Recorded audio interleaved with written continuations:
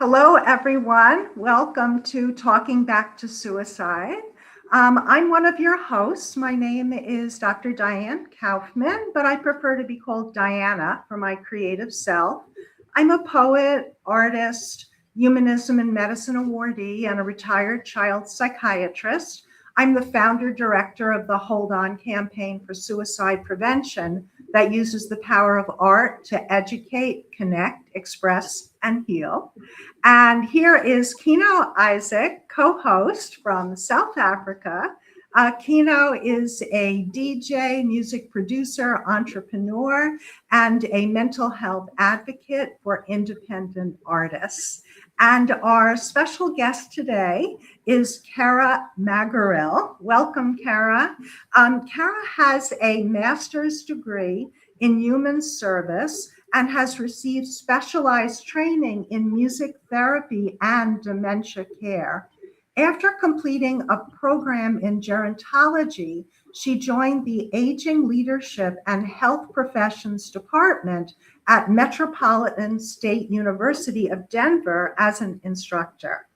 Kara has worked in aging and arts engagement across the long-term care continuum, and she led the launch of the Spark for Arts program with the Alzheimer's Association of Colorado, which connects families with Alzheimer's to their local museums and art organizations across the state. In 2018, she moved to Oregon with her family and served for 7 years as an older adult behavior health specialist. And she currently serves her community as the mental health promotion and prevention coordinator with Washington County Behavioral Health here in Oregon. So very warm welcome to you, Kara. Thank you so much. I'm glad to be here. Great. So, Kara, could you talk a bit about, in your position, what you and your staff and the program does and what your aims are, and if you could link that with perhaps mental health risk factors and also health factors in a positive direction in terms of older adults. Yes, well, I've actually been in my current role for about a week now. So mental health prevention and promotion is what we're focused on here. And it's the main difference on what I was doing before. I was working with older adults. It's an older adult behavioral health specialist.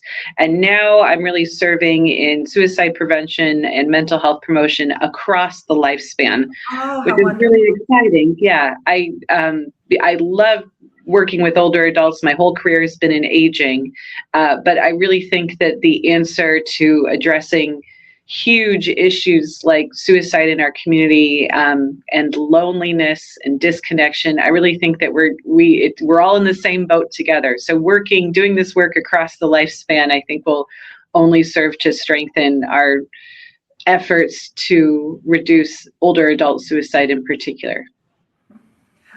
Is there, and this may be, I don't know, a little bit of a strange question, is there any similarity in risk factors between youth and older adults in terms of mental health distress? Oh, that's a great question.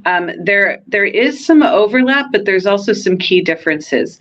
So first, we know that the two most common mental states that precede suicide behavior and suicidal ideation are feelings of disconnectedness, loneliness, feeling like you don't belong, and feeling like you're a burden to others.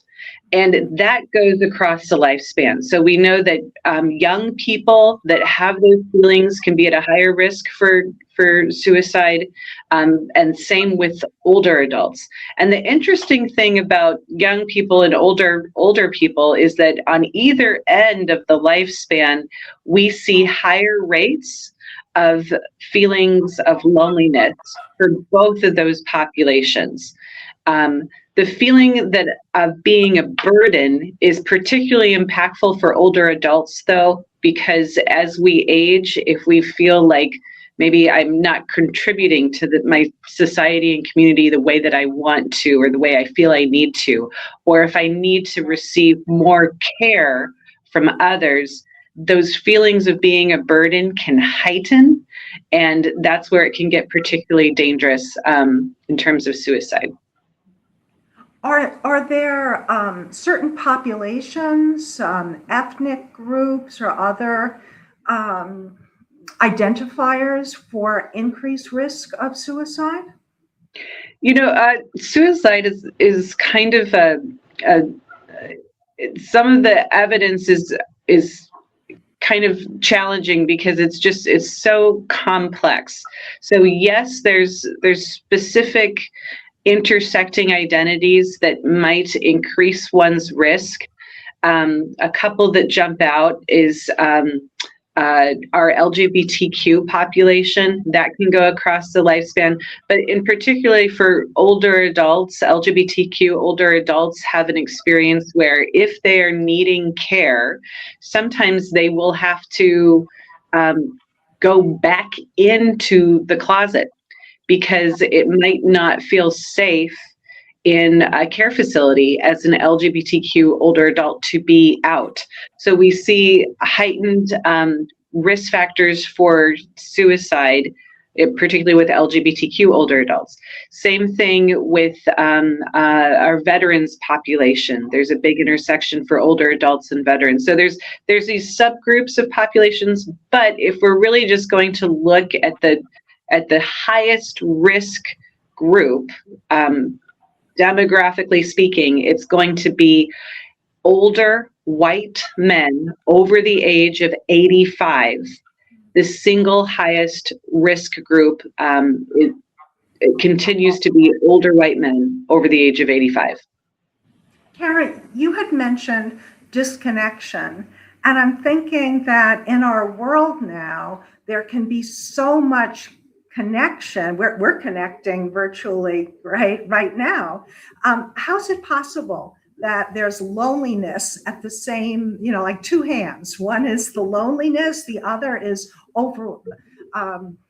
depending on the privilege of being able to have a cell phone or a computer, there can be overwhelming connection. How does that go together?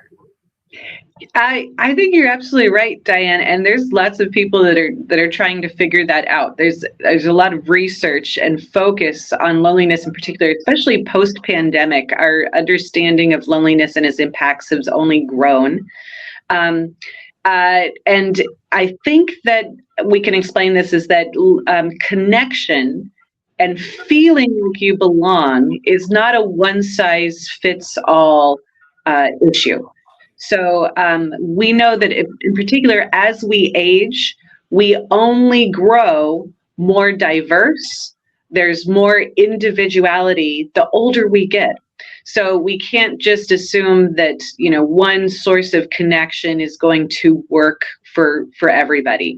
So there are some folks, especially here locally, we have our age cafes that we have.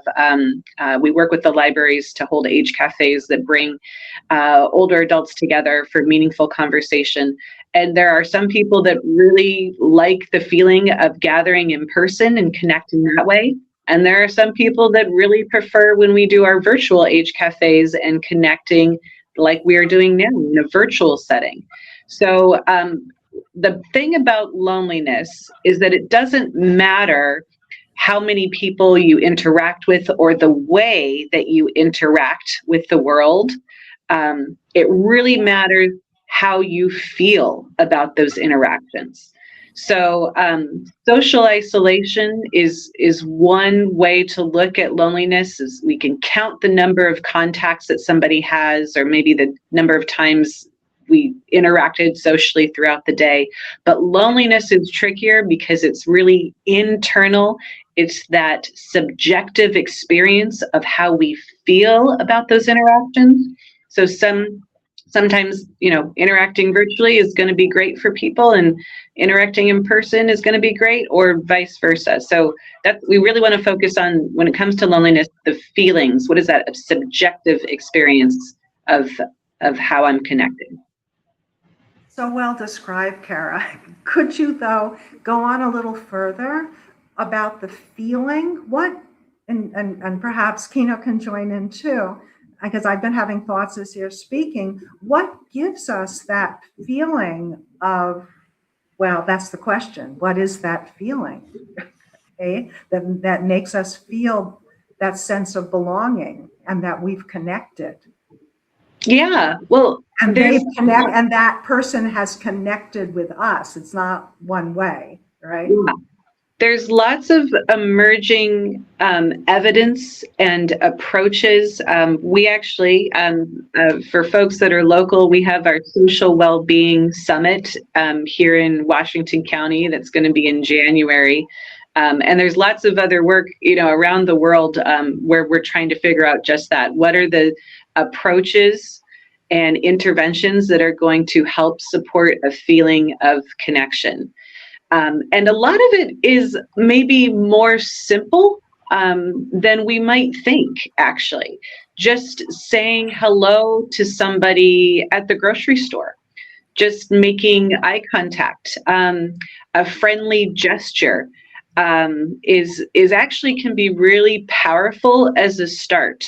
A lot of people, and older adults in particular, report feeling invisible, and that anonymity and that feelings of being invisible in the community is really strong and overwhelming. So a great way that all of us can start is really to just look up, perhaps maybe even get off of our devices a little bit, have some situational awareness, and put ourselves in positions where we can just greet each other and just be friendly and say hi. Maybe if you see someone who needs help carrying their groceries, you can offer to help.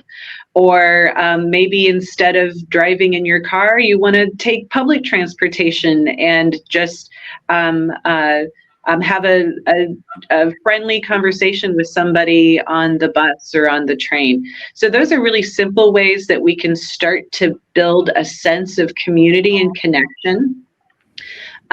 There's other things that we can do. Sometimes people might have acquaintances or people that they know, but they don't have deep connections with people. And really that takes time and it really takes effort. So you want to kind of think of social connection almost like maybe like you would nutrition. When we feel lonely, that is a cue to our brains that I don't have enough social connection. Just like if we feel hungry, we think, oh, it's time to eat. So if we're feeling lonely, we don't want any judgment about it. Just thinking like, okay, my brain is telling me that I need more social connection, and go and seek it. We can do that by volunteering, feeling purposeful in our community, doing something we love. Sometimes art and nature. I know you love art, Diane, just as I do. That can be a great way to connect with others.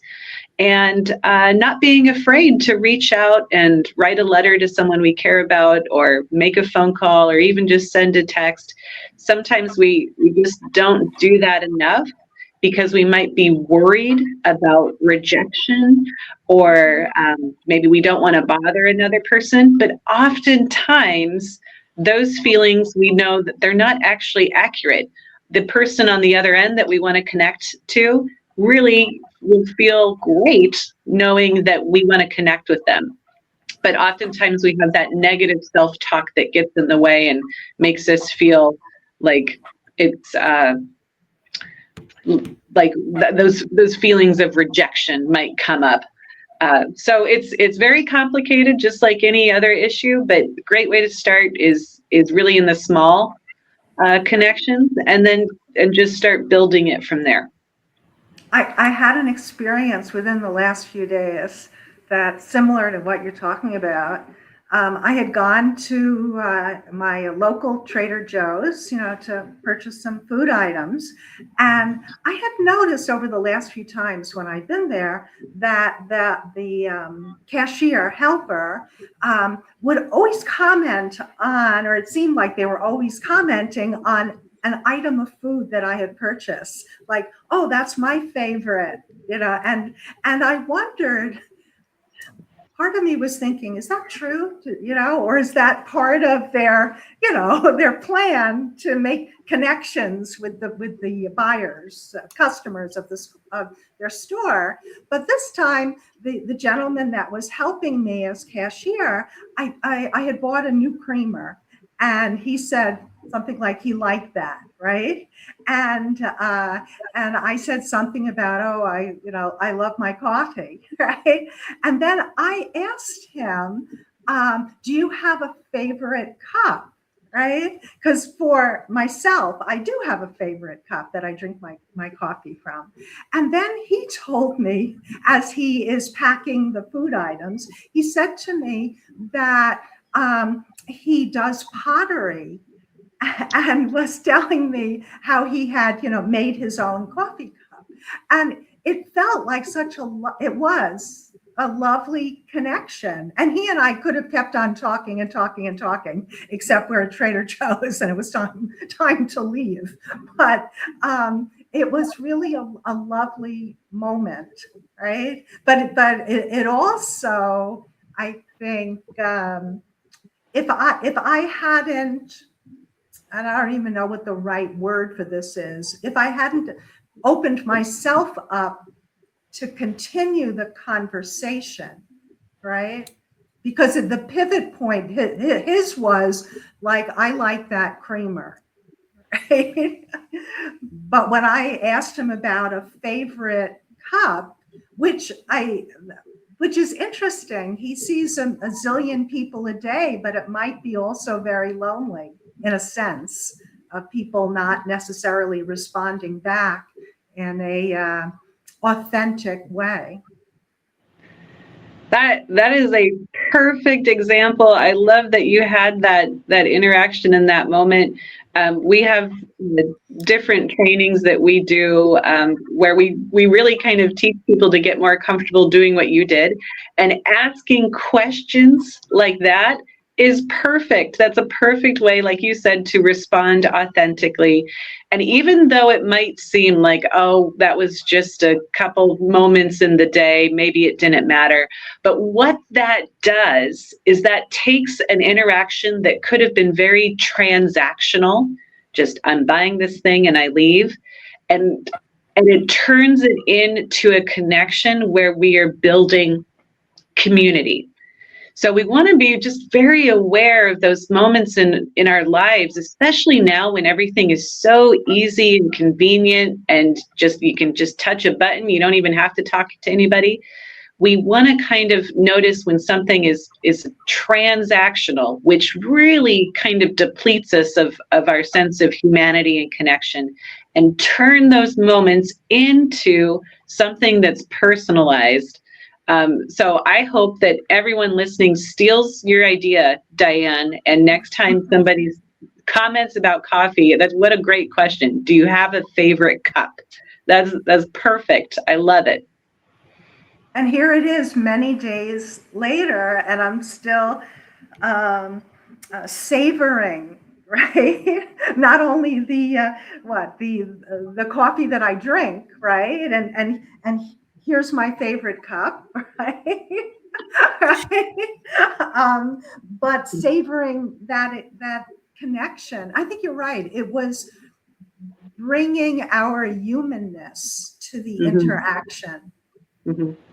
And I had a thought, Kara, too, about those gatherings that you were talking about, that it would be interesting to have, you wouldn't call it like a workshop, but an experience of, it could be letter writing and draw a picture, and you have stamps available and an envelope, and people gather together to write a real letter and to mail it to someone.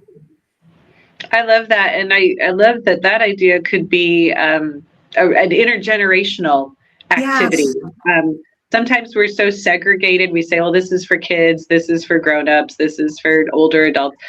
But as much intergenerational interactions that we can do, and letter writing is it would be wonderful. So it's kind of fun. It's a snowball effect when you start thinking about social connection. Get a team together, start coming up with the ideas, and engage with your local library or senior center and just start. There's really not like a wrong way to do this. It's just start. I think intuitively we all know what we need to do. It's just having a little bit of energy and oomph and permission to get out there and do it. And then people really respond in a really wonderful way.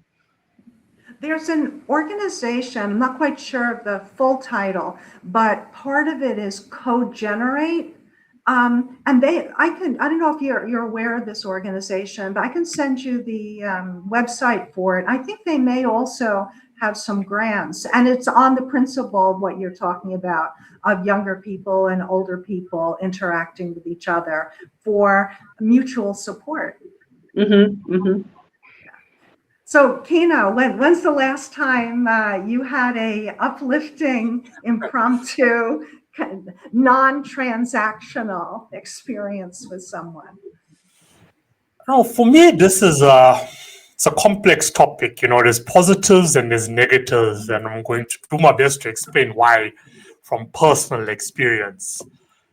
Like, social connection and loneliness can be both positive and negative. And I'm going to explain why, right? Because for me, it's all about frequency.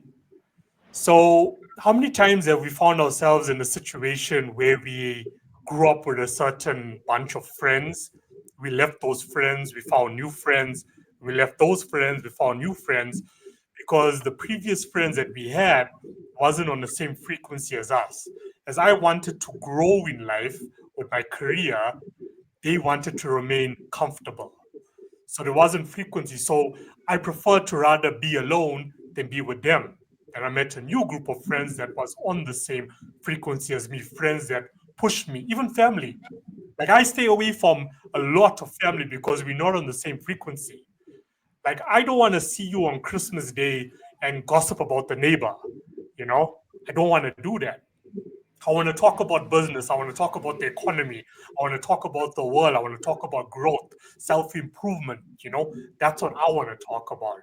So I'll end up isolating myself because it's no point being with them. So for me, that's like the only alternate. So for anyone who finds themselves in a situation, I suggest, look at the people that you're around most of the time, look at your environment. And if that's not working out for you, you need to change that environment. So, but then also dealing with loneliness, also being an extrovert is not easy as well, because then you think to yourself, hey, I want to go out, I want to socialize with people. But as soon as you get into a conversation with the first person you meet, you wonder, are they even listening to what I'm saying? And that gets to me the most because I can see that you're not listening to me. So it's pointless. So I get back inside and then I'd rather be alone, So as I say, it's extremely complex. And I don't know what really leads to suicidal thoughts of that. I haven't been in that situation, but that's how I see it, that frequency level, just gets to me all the time. It still gets to me, like I prefer to be on the podcast, 5-6 times a week, connecting with people around the world because we get each other and then we have a phenomenal conversation. And I get more out of that talking to someone that's on a screen than I get interacting with somebody in person or someone that's in my community, which leads us now to how many individuals worldwide are chatting now to AI bots, because the AI bot is going to learn how to connect with you the way you want it to connect with you. And that's also a concern. Or is it? I don't know. But people don't listen anymore, People don't care anymore. And that's what's affecting individuals out there. So I don't know if I really answered your question, but that's just my thoughts on that, What do you have to say about that?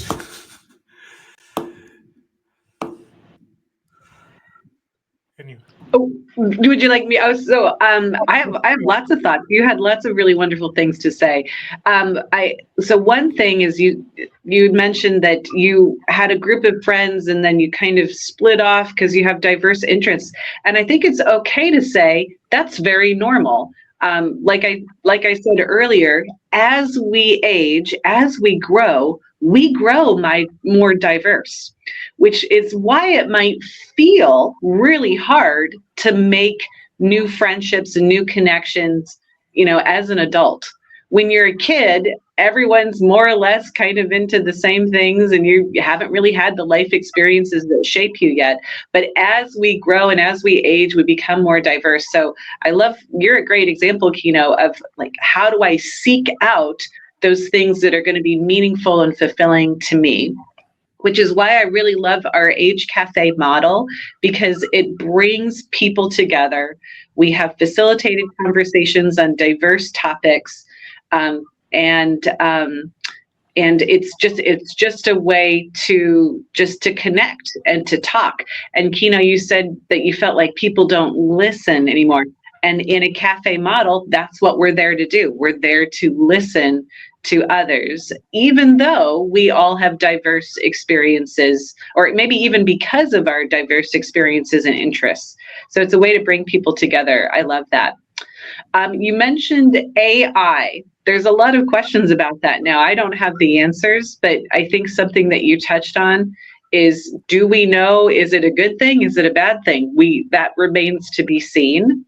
In terms of social connection and isolation, if talking to a bot, or talking to a bird in a tree, or just doing an art project by yourself, if those things are fulfilling to you and give you a sense of connection, we know that is valuable. That has value.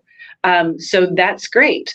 But we also know the other side of social connection is having practical support. And that's something that those things can't do. So when we evaluate our own social landscape that we have for ourselves, we want to be taking that into account. What are the things that serve me emotionally? Who are the people in my life that I can go to for advice? Who are the people that I can go to for stimulating intellectual conversation, if that's your thing? And who are the people, or who are where are the places in my community that I can go to if I need help and support? So it's okay. I mean, you kind of want to really diversify. Hopefully you're not getting all those things from just one person or one thing. You really want to have lots of diverse ways that you are filling all those buckets for yourself to feel really good about your social connections. Yeah. I mean, now they're making, the robots out, that look like humans. I can just imagine millions of people around the world, getting these robots because they just don't want to, or just can't connect with another human anymore. And again, I'm not an expert on that, but my sense is, again, if it's making somebody feel good and it's a piece of a larger part of that individual, that doesn't feel so concerning to me. But I don't want people, because you said, Kino, like, it's hard to connect with people. It's maybe easier to connect with a robot that's programmed to respond to you in the way that you want. But we want to think about social connection as maybe it's not supposed to be that easy. It's just like eating right, having a good, healthy diet. It's like getting up in the morning and maybe doing some stretches, or doing, going for a walk and exercising.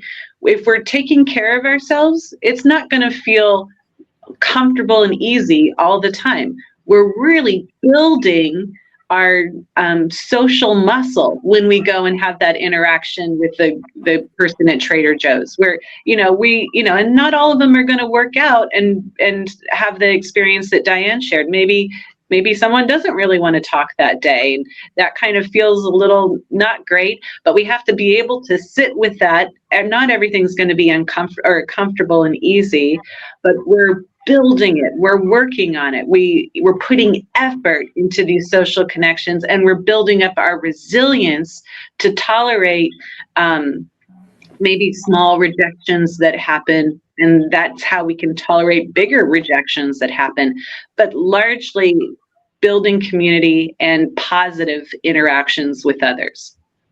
How do we deal with rejection? What steps would you suggest for anyone? That's a great question, and there's a couple ways that I would get started. One is working on our own sense of awareness of feelings of loneliness and isolation, and also just how we feel in our bodies. There's a really wonderful tool that people can take. It's called the UCLA Loneliness Scale, and there's other scales as well. But if you go through that, you can just do the first 3 questions, or you can go through and do the longer version, and it will give you a sense of how you feel about your social connections right now. Another way is to practice mindfulness, just to have a sense. What we want to happen is that we want to normalize the feeling of loneliness and feeling of rejection, because we all experience it. And if we're overwhelmed by shame and stigma, just like suicide, then we're not going to talk about it. And that's actually not going to help. And the more we feel shame about rejection, or the more we feel shame about loneliness, actually what happens is that we get in a cycle. The more lonely and rejected we feel, and the more closed off we're going to behave to other people. We're going to start to expect that social interactions are not going to go well, and then we kind of behave that way, and it just is a cycle that feeds itself. So we have to break the cycle by understanding that rejection is a normal thing that can happen, and building up our own resilience. Say, you know what, that's okay. That person didn't want to talk to me. That's okay. That's okay. So we want to. So to sum up, get a really good sense of who you are and how that feels. Be able to talk about it more with other people, normalize it, and then the steps that we can take to break that are to just have those little interactions, kind of those low-hanging fruit interactions in our community, and find someone else that does want to talk to you and connect with you. But yeah, rejection, it's a very normal thing. We all experience it, and it's okay. There is another side to rejection. We can get through it. It's really, it's kind of like grief. I would equate it to grief. And if you really understand the grief process and moving through loss, that's a way to help move through feelings of rejection too. Yeah. And rejection, is different for me, in each demographic. It's probably easier when you're an adult compared to when you're in school. For example, throw it on the table. I'm a kid in school. I want to be friends with these group of guys. They reject me. I walk away. I'm heartbroken about it. Or I want to talk to a girl. She laughs at me. The entire school starts laughing at me. I walk away. I feel that leads to more suicidal thoughts than when you're an adult. You can, yes or no? Yes, you're absolutely right. So there's a couple things happening with those moments. And again, bringing it back to suicide, we know that the feelings, I said earlier that the feelings of not belonging is one of the 2 most common preceding mental states. So yeah, that's why rejection is is we really want to talk about that. So a younger person, like in high school, is not going to have a fully formed prefrontal cortex. They're going to be very impulsive. So when we're overwhelmed by that feeling of rejection, isolation, grief, loneliness, we might be more prone to acting on getting rid of that feeling. And that's why suicide can be a really dangerous thing for young people, because they can be very impulsive. As we age, we sort of get a better handle on that impulsivity. Our prefrontal cortex develops fully, and we're able to also put those moments into perspective. So if anybody is listening today and if you're over a certain age, you might look back to when you were a teenager and say, gosh, I really felt horrible about that breakup at the time. But now I know that there was a different path for me, and maybe I still have feelings about it, but I feel a sense of resilience that's been built over time because I've gained perspective.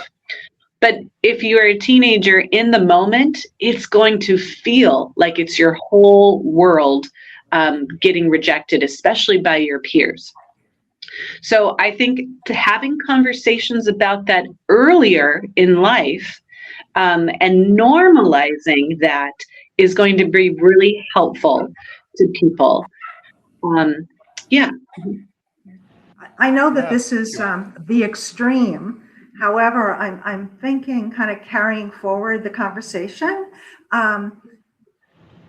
those situations where there's adult relationships and there's either real betrayal or perceived betrayal, and it ends up in murder-suicide, where there's a sense of rejection, right?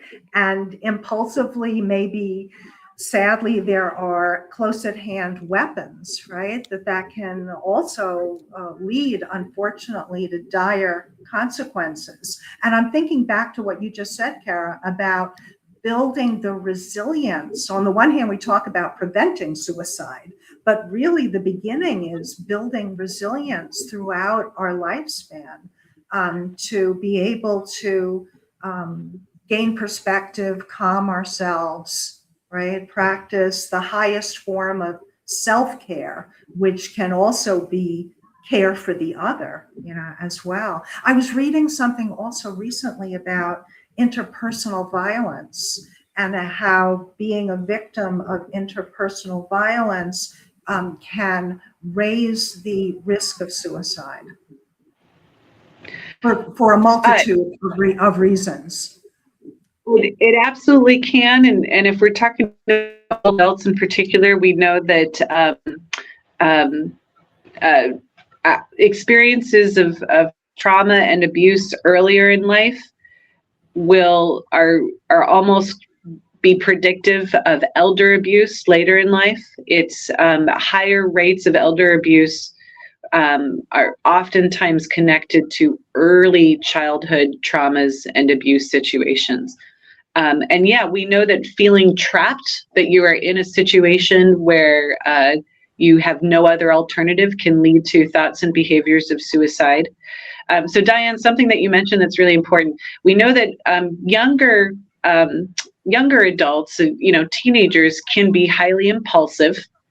And as we age, that kind of changes over time. But especially if an older adult is experiencing any kind of cognitive impairment like Alzheimer's disease, that impulsivity can actually creep back in later in life. So what we can do to be supportive of people in our lives is to understand where lethal means might be accessible for that person and try to manage that ahead of time. And ideally, you'd want to work on a plan as a family or together as a group, have that individual be part of that safety planning. But just kind of knowing, if there's firearms in the house, how do we secure them? Or how do we just get them out of the house if we don't need them for that amount of time until we we feel like that crisis has passed. If there's other lethal means, if there's medications that are unsecure, how do we make those more secure? And is there some monitoring that needs to happen? So when we do those things, it's not solving the underlying issues of depression or a challenge that individual is experiencing, but that helps provide some safety for that person if they're in a moment of impulsivity. So when we're feeling our worst, we don't want that firearm to be really, really accessible. That can be a really lethal combination. So those are things that families and support people can do to help create a safer environment at home for people that are experiencing suicidal ideation. I also want to add in that use of alcohol and other substances can greatly increase the risk of not clear thinking, right? Yeah. Exaggeration of emotions and impulsivity. So that needs to be looked at and monitored or managed in an appropriate way too. I'd love for you to share with us about your experiences with music therapy. How did you get into that, and what have your experiences been? Oh, sure. Well, my main instrument is cello, and I studied music therapy in Colorado State, at Colorado State University in Fort Collins, Colorado. And that wasn't, my path wasn't to go into a music therapy practice. I started working in aging and arts engagement and behavioral health more at the systems level, which I love. But I still get to use music in my current role. And we do music for older adults, for people with hospice, especially for people with Alzheimer's disease or dementia. We have wonderful partnerships locally where myself, and other local musicians just help engage people through music. And if we're talking about loneliness and isolation and suicide, I think for me, music is one of those ways where I feel connected to others, and we can become a community through music. Even if you don't feel like you're a musical person, that's kind of the whole point of music therapy. It's not for musicians. It's something that we can all engage with and participate in. For people with Alzheimer's who have memory impairment, singing songs from long ago, from a different time in one's life, can really be feel like a really great connection. It brings us back to those moments, and sometimes people can't remember what they had for breakfast that morning, but they can remember all 5 verses of "You Are My Sunshine." And so it's a cool phenomenon to engage with people through music. What is it about music that can help us emotionally? Or is there a neuroscience of music? There is absolutely a neuroscience of music. Music is a rare activity that engages our whole brain. So just think about what your favorite song is to listen to. What's a song that when it comes on, you're going to start dancing right away, or at least start tapping your toe? What's a song that might come on and it's going to immediately bring you back to when you were 16 and you got your first car and you're driving around listening to the radio? Music has the capacity to connect us to movement, to connect us to our bodies, to connect us to memories, to uplift us, and then sharing it. It's a very communal experience. So sharing music with others, singing in a group, even if you feel like you can't sing, again, that doesn't matter. Or tapping along, we can entrain our brains to the rhythm that we experience. There's a cultural significance to music. Maybe even this time of year, maybe people are feeling really connected to all the holiday music that's from traditions that we get every time of year. So it's there. Music is just a really wonderful way to connect to all sorts of different people. I'd like you to say a little bit more about risk, maybe not the risk factors, but warning signs if a young person or an older person is in a mental health state of distress or that's building into a crisis. What should, in a sense, the person look out for, and what should we as friends and family members look out for? Great question. So there's lots of different warning signs, and I think it's important for people to know that you might have small pieces of a bigger picture. So most of the time, people who are thinking about suicide really seriously communicate those thoughts in some way. But sometimes it's not very direct, and it's not going to be with everybody. So we want to kind of be looking for those warning signs and building a community around that person so that we can put the big picture together. So some common warning signs are, of course, either directly or indirectly, if somebody tells you that they're thinking about suicide, or they're thinking about ending their life, or maybe they might say, I'm just tired of it, I just can't go on, or just let me die. If anybody says anything like that, we want to take them seriously. Sometimes we might not feel properly trained or comfortable around those conversations. And that's where you can get into your local community and find out where you can get more training on how to have those conversations. But we want to take them seriously. Other warning signs might be untreated or undertreated depression. Feeling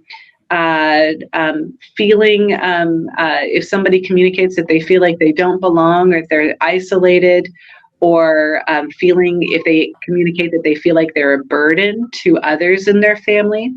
Some behavioral warning signs might include giving away prized possessions, kind of making a plan for what it's going to look like.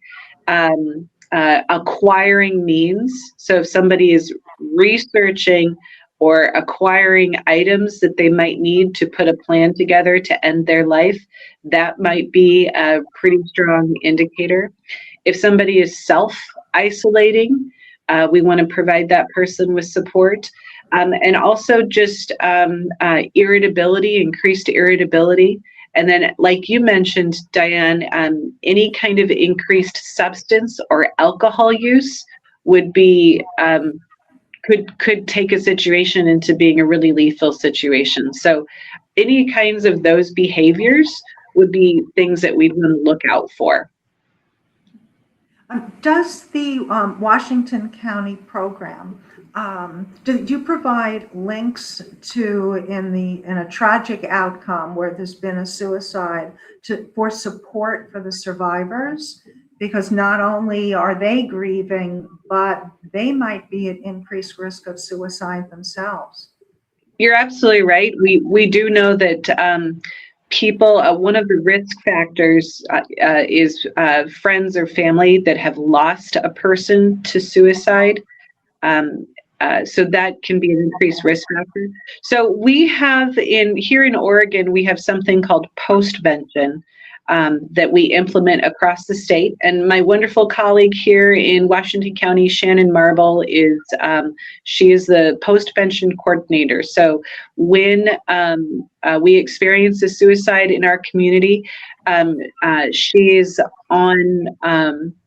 available to provide support, to provide resources. Especially here in Oregon, we are mandated to provide support, postvention support, to younger people who have died by suicide, and their families, communities, schools. But we're working on a comprehensive postvention support plan for people throughout the lifespan. So yes, there are resources, and hopefully whoever's listening to this, if they're in a, hopefully they reach out, just start reaching out, and there might be different types of local resources, postvention resources, to get support in your area. Eric, could you speak a little bit more about shame and how that plays a role in not seeking help from the point of view of I'm in emotional distress, I really ought to be speaking with someone, but I'm feeling ashamed and I don't do that, or possibly that person who suffered a suicide loss feels ashamed that the death was by suicide and they don't want to reach out for help. And what can we do about shame in the year nearly 2026 now? Because it seems like it's still a barrier. I think the things that we can do as a community is to help normalize conversations around suicide and depression and grief. And just realizing that the impact that shame has is working against all of us in terms of what we want to do, which is to support people who are dealing with crisis. So an example I might give is I mentioned that the highest rate of suicide is older white men over the age of 85. And that group in particular is dealing with kind of a convergence of a lot of different risk factors, and the shame of needing to admit that you need help or that you need to seek support, and you can't do it all on your own is very, very overwhelming. So when I think about older white men over the age of 85, highest risk of suicide, I'm really thinking of what was going on for that group when they were just boys, when they were young boys. How in our culture were we teaching our young men how to deal with overwhelming emotions, with rejection, with mental health issues, with depression, with loneliness? And if with our young people, if we were teaching them that they need to man up or they need to figure it out themselves or asking for help is weak, that's why we see this higher incidence of men later in life that really have not been given the tools that they need to be able to ask for help and feel okay about that. So we can all address issues of shame by normalizing asking for help, talking about some of our own challenges, and really showing the way for our young people, being models of it's okay to need help. It's okay to be human. It's okay to have feelings and not to feel great all the time. And we are here to support each other and get through this. But it really has to start young. And if you're thinking about your own experiences and maybe your childhood, how you were raised, how do we kind of break that cycle and decide for ourselves, I'm going to be a model for the next generation so that we can finally break this cycle. I love what you said about especially normalize what it means to be human. Okay? The full range of emotions that we can have. Yeah. And I'm thinking too right now that many people have had suicidal thoughts. Many people have had suicide attempts, and it's okay and more than okay to talk about that. Mm-hmm. Right? We can help ourselves and we can help others. But do you think it's just, I shouldn't say the word just, but is it more talking about it or a different way to talk about it? Because I'm sure over the years during conversations about what to do to improve mental health, we're all saying, right? No offense to anyone listening or to us, we're all saying we need to normalize this. We need to talk more about it. but are we on the right track, or do we need to add something else, something new or different to what we're doing? Because the suicide rates aren't necessarily going down. In some areas, they're going up. And again, this is also a larger issue. You could talk to economics, right? Housing, food, unemployment, many factors that may contribute to a distress that leads to suicide. Absolutely. It's there's a lot of factors that are working, we're kind of working against right now in this fight.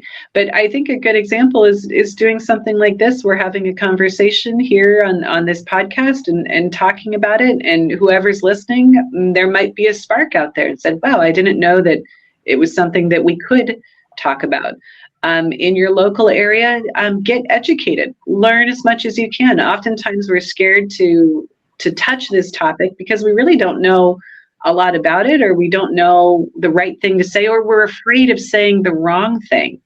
And that keeps us from engaging. So the more you learn about it, the more you're going to feel confident to have these conversations.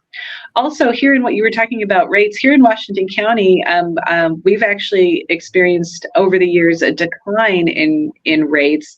And a lot of that was due to our public health team that diversified who was getting trained to support people in crisis. And so don't let it just be the mental health professionals and the crisis professionals. It's not just their job in a community to support people who are in distress. We have to make it everybody's business. Our libraries, our community centers, our schools, our family members, our churches, when we make it everybody's business to support each other through times of distress, that we see a positive experience in the community. So we all want to get involved in supporting each other. So there are ways that we can normalize these conversations. One thing that we do locally, and you can find out, wherever you're listening in the world, you can find your local death cafe. Go to deathcafe.com and you can find a local cafe. We do them here in Washington County. It's one of my favorite things that we do. And we just normalize conversations about death and dying. And sometimes we're talking about suicide, but really we're just talking about death in general as a concept. And that is very freeing, because as uncomfortable as we feel talking about suicide, people are very uncomfortable just talking about death in general, which is a very normal, natural thing that is going to happen to all of us.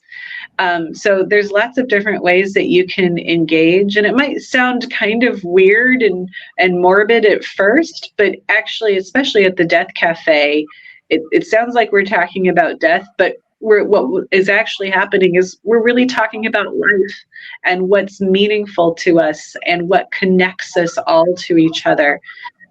So there's a couple ideas of things that we can do to help normalize those conversations. As you were speaking earlier, and even just now, I was thinking about, maybe especially with older adults, that potentially there can be a feeling of disappointment, that or maybe almost like a negative mindset, that in your memory bank now you're focused on disappointment. And time, there's more time that has passed, right? And who knows how much more time there's available. And can you right the balance between disappointment or things that didn't happen and can never happen in the past, because the past is over, and the only opportunity of something happening is in the present and potentially in the future? And how do you shift in a way from a death mindset, like it's all over potentially, right?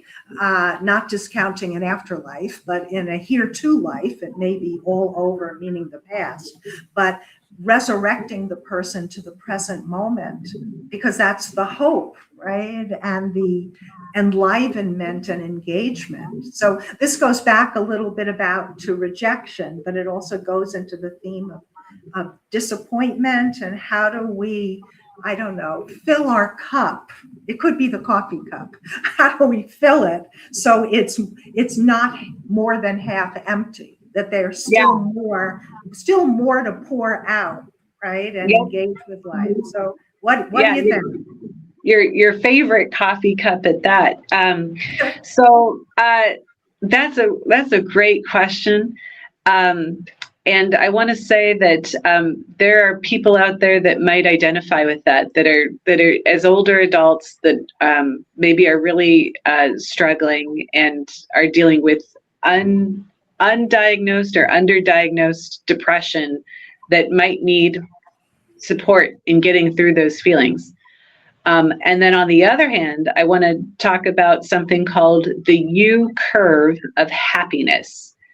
And this is a study that's been done here in the United States, but also around the world in 100 different countries.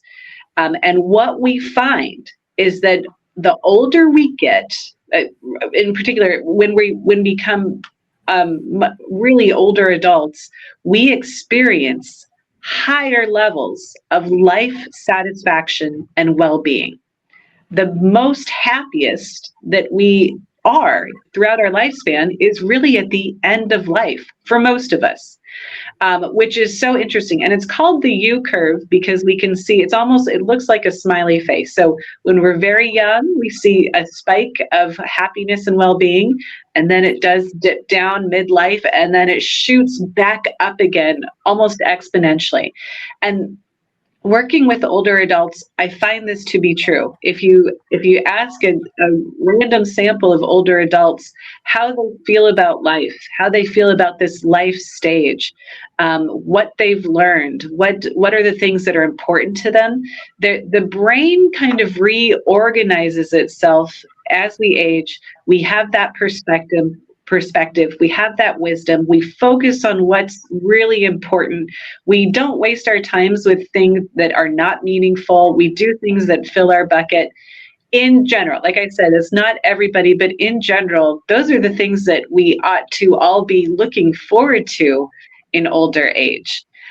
So Diane, when you talk about regret and feeling like, okay, it's all behind me, and what's done is done, and I can't fix it. And I wish I could have, right? Yeah. The trajectory my life took, that was, I made the wrong choice, but now it's decades later.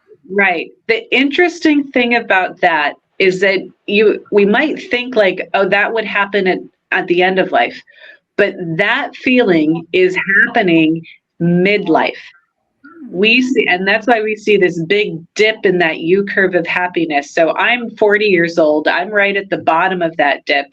And that would be something, I mean, sometimes people call it the midlife crisis, but there is a psychological effect that's happening at that stage, that regret, I should have, woulda, coulda, and now I'm dealing with my regret, and my life track isn't where I thought it would be, and now it's too late. It's not happening at the end of life. That's actually happening in the middle of life. So we kind of have to get through that period, if that's happening for you, to start to move on our trajectory up the U curve to being an older adult who, when we reflect back on that period of life, we start to put it in perspective. We start to be overcome by feelings of gratitude, of connection, even though maybe physically our bodies are changing and we're dealing with other challenges, health challenges, or maybe societal challenges like ageism, even though older adults tend to experience higher levels of satisfaction than any other age group. Tara, I'm wondering whether, the phrase life skills, maybe it should be changed to living skills. I love that. And have that longitudinal perspective, if that could be built in too. So much also can become that idea of what do I have to look forward to? Because the opposite in that moment of suicidal crisis is I have nothing to look forward to. Right. The I only thing love I the, look forward to is ending my pain. yep, yeah. I love the idea of living skills. How are we living? What does it take to just be a living person? And it's hard sometimes, it's not just easy. It requires some effort. But hopefully, if we are building supportive communities, when we're faced with those challenges, we have people around us that are supporting us. It's so important what you just said about that it can be difficult at times and there may be no escape. It's supposed to be difficult at times because surmounting that or understanding that is how we build resilience. Mm-hmm. Mm-hmm. And going back to the earlier conversation about AI, that AI, so many have been built on to be sycophants, to please us, to not challenge us. Yeah. And of course, it's like a dopamine hit or eating chocolate, right? We want that, we want that, we want that. And yet that's not real life. Yeah. And weakens us, right? Yeah. Yet. There was an article just the other day, and it talked that I had read, and it talked about the state of Washington, which is our neighbor, and it talked about an increase of the suicide rate in teenagers, especially I think it was Black and Latino. But in it talked about the different generations and sort of a growth into those young people that only knew, being on social media. And it was, again, a link is not, causality, but just talking about building resilience and how that would be an interesting topic. How is your social media building your living skills? How is it building your resilience? Because I too have been caught in that trap of the sycophant, right? AI. I remember I was doing something on Facebook and it was talking about, maybe it was like how to grow your channel or something. And I was sharing with Facebook about the songs that I had done, suicide prevention songs. And I had forgotten that it's a machine talking back to me and was praising me and telling me how wonderful it is. And at some point, it's sort of a bizarre moment because, of course, it's a machine, right? I think I asked it, have you listened to any of the songs? Like I'm sharing my heart out, right? And it wrote back that it hadn't listened to any of the songs, right? So in a sense, I was hoodwinked, and maybe many of us can too, because we have such a strong need for being seen and for connecting and attaching, right? And just like the little duck who sees the mother duck, the first thing it sees, right? And it's following it. But I forget the famous experiment, but if it sees the gentleman or woman scientist as the first object, it's going to follow that, right? So that sycophancy of AI, which is built in a sense, and I think a malevolent way, just to get people to use the product more and more, is not healthy for us, right? Whether it's causative of suicide or not, it's certainly an added ingredient that we need real life experiences of connection. And there's going to be a bit of disappointment and rejection thrown in there too, as we learn how to reconnect, right? And also reconnect with ourselves, our inner self. What are your thoughts, Kino, and any last ideas? Yeah, I agree, I mean, from what we were saying earlier, it's 50-50 at the moment.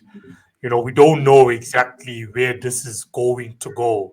The technology is advancing each and every single minute of each and every single day.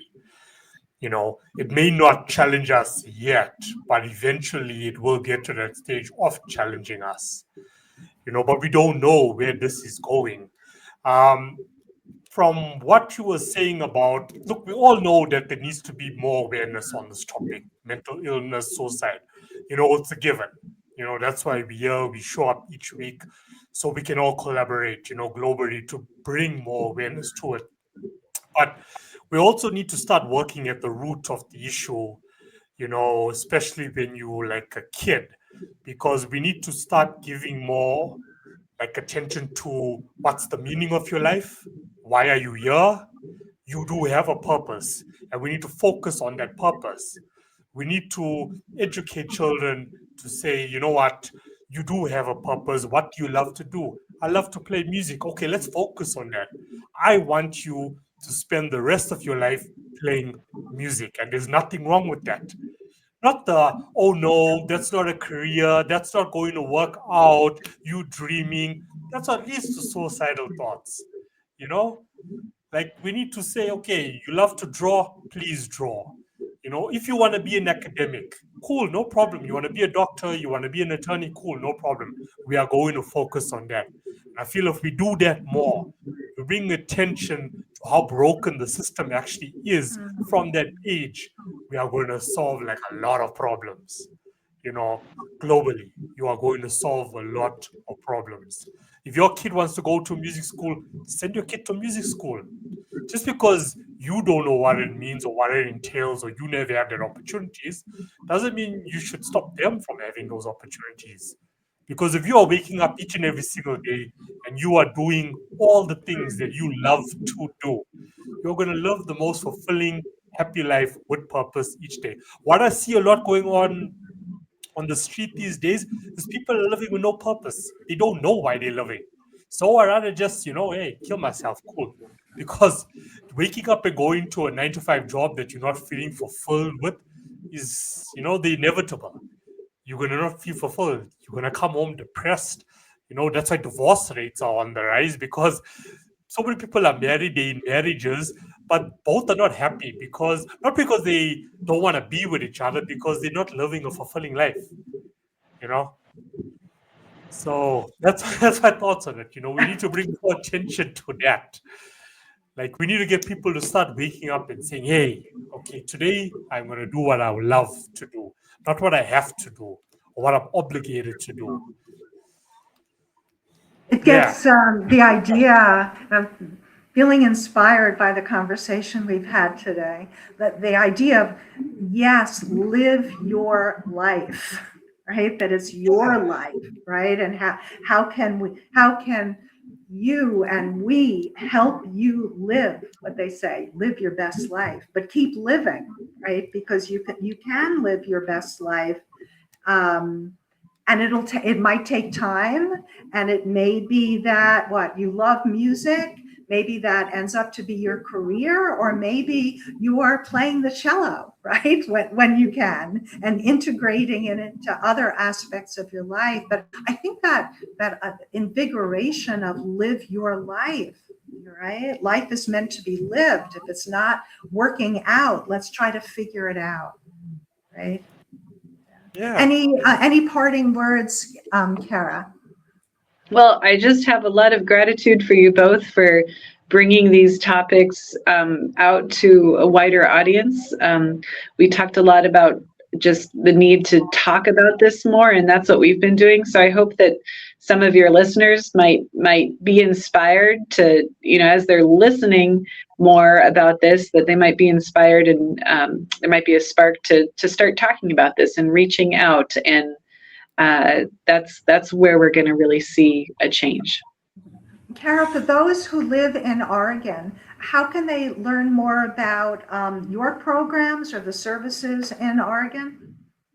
Yeah, well, we've got Washington County Behavioral Health Prevention. If you get on our website, there's the Washington County website, you can find a lot of opportunities to get involved. We have in the Tri-County area, Multnomah,